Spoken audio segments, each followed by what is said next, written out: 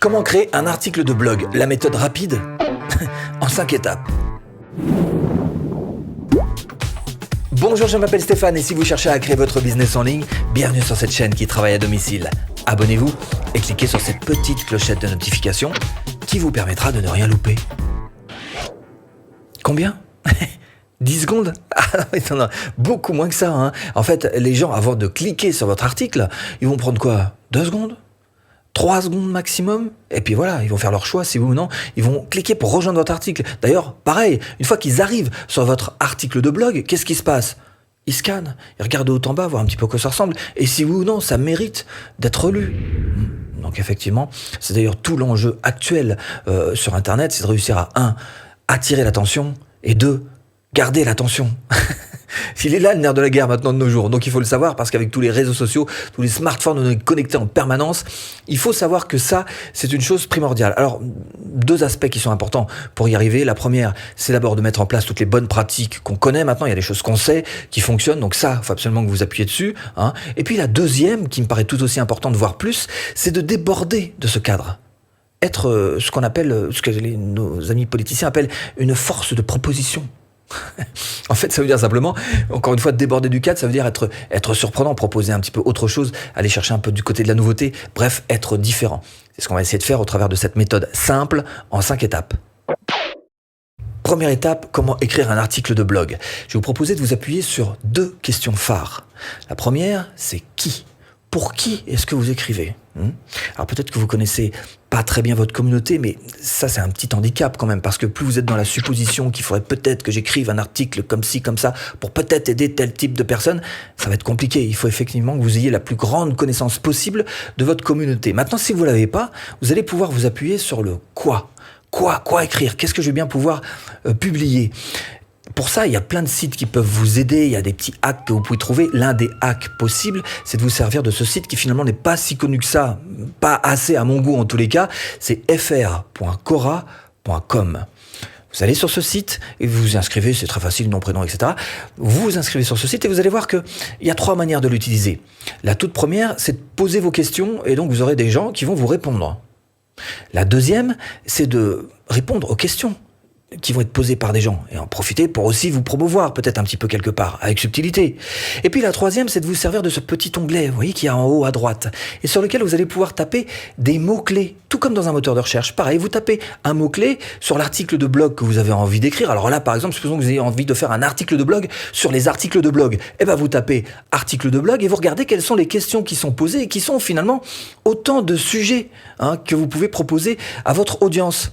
Par exemple, comment avoir plus de visites sur son article de blog? Voilà un sujet sur lequel vous pourriez très bien faire vous-même un article de blog. Alors après, une fois que vous avez suffisamment de sujets, vous allez brainstormer tout ça. Mettez tout ça dans un saladier, secouez, mettez bien de l'ordre.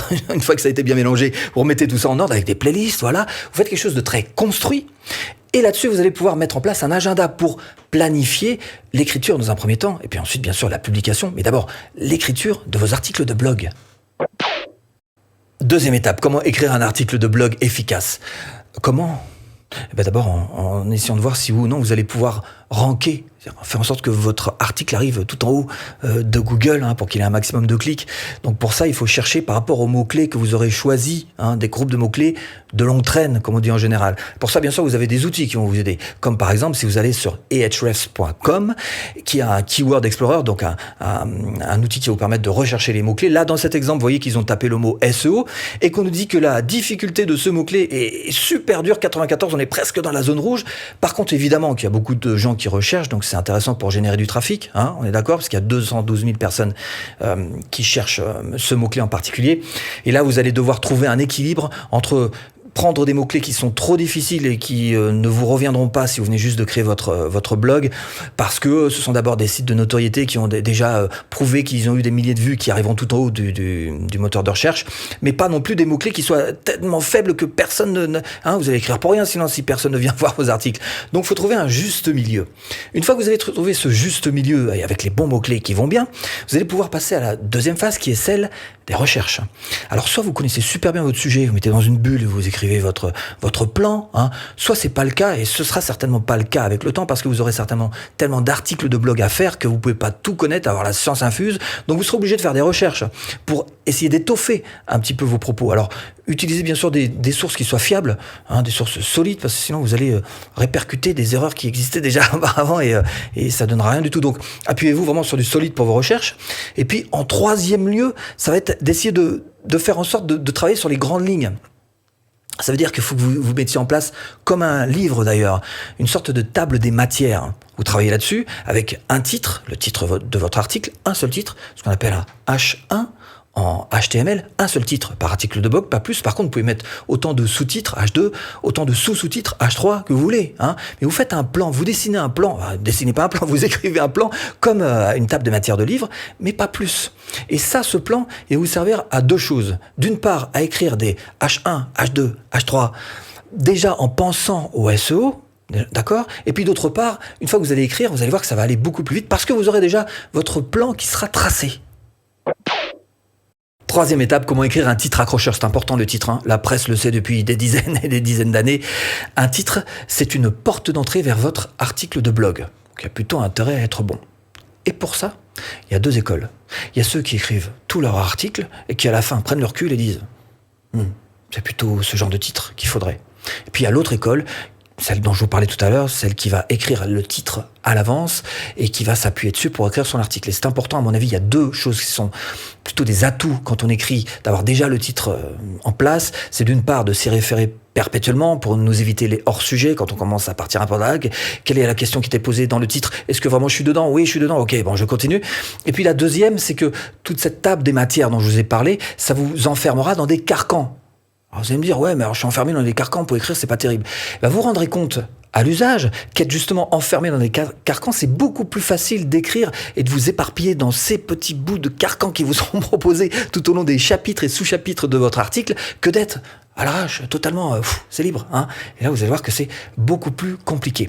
Alors, pour écrire un titre accrocheur, il faut savoir qu'il peut être spécifique, incitatif, mystérieux, descriptif, intéressant, mais il peut aussi interpeller, questionner, polémiquer, engager, mais il ne doit absolument pas être générique. Alors évidemment, pour écrire des titres, il y a des structures qui sont toutes faites avec des remplir les blancs. J'en ai mis personnellement pas mal dans mes formations pour aider mes apprenants. Mais ce que je vous invite aussi à faire, c'est de vous aider en regardant un petit peu comment sont rédiger les titres de la presse à scandale. Vous allez voir qu'ils sont très forts pour ça. Essayez juste de comprendre un petit peu la mécanique, comment est-ce qu'ils ont mis tout ça en place. Puis, petit dernier détail quand même, à partir du moment où vous avez écrit votre titre, n'hésitez pas à faire en sorte que votre URL en soit le plus inspiré possible. Quatrième étape, comment structurer votre article de blog. D'abord, l'intro. Ah ben non, si vous les perdez dès le début, là, c'est pas gagné. Au contraire, il faut réussir dès l'intro à agripper votre lecteur. Alors comment est-ce qu'on fait ça? D'abord, on peut se servir du storytelling, hein, c'est fait pour ça. Ce que vous pouvez faire aussi, c'est chercher l'empathie. Pourquoi pas amener un chiffre choquant, surprenant, hein, ou encore poser une question. Une question, c'est bien parce que ça permet à la personne en face de s'impliquer.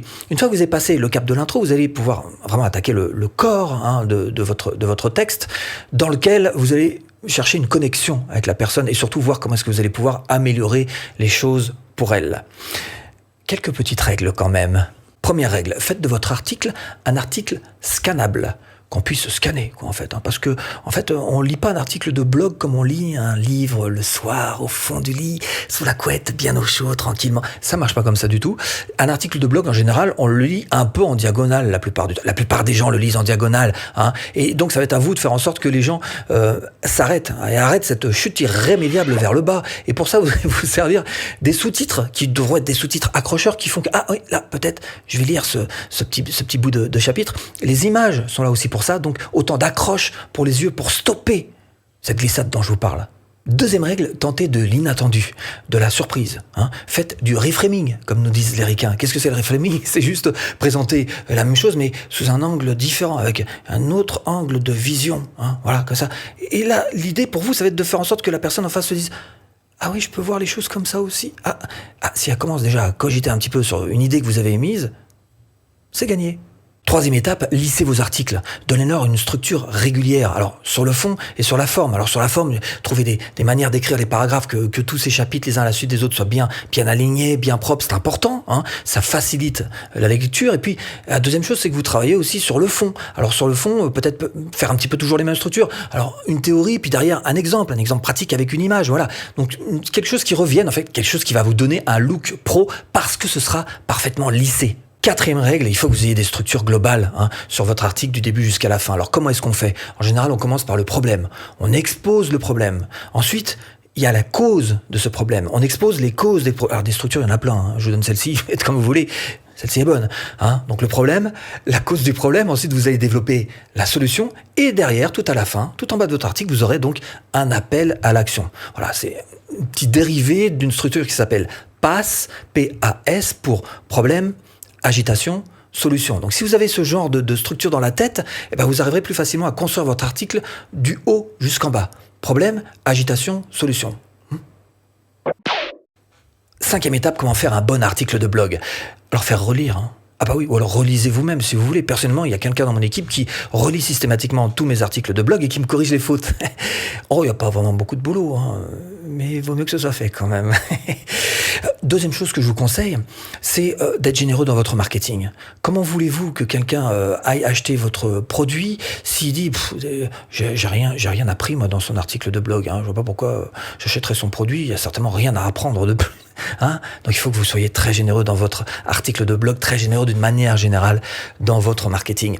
Et puis la troisième chose, rappelez-vous ce qu'on nous disait à l'école. On nous disait quoi ? Pour faire une bonne rédaction, il faut avoir une bonne intro, une bonne conclusion. Alors pour nous blogueurs, ça veut dire, une bonne intro, ça veut dire quoi ? Ça veut dire être empathique. Une bonne conclusion, ça veut dire être motivant. Et si vous voulez aller un petit peu plus loin et transformer votre blog en un véritable tremplin à vente, ce que je vous propose, c'est tout simplement de cliquer là. Formation offerte. Bon, j'espère vous avoir un petit peu aiguillé dans cette botte de foin. Je vous dis à bientôt en vidéo.